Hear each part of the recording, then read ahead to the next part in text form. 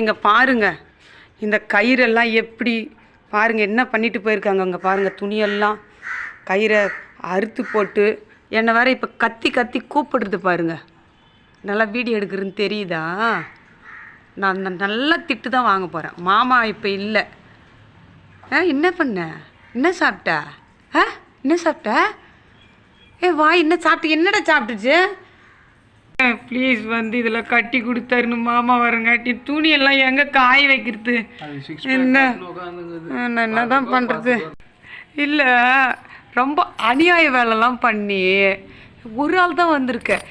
எங்கே உள்ள சமையல் ரூமில் போய் தண்ணி குடிச்சிட்டு வந்தியா? ஓடுறது பாரு.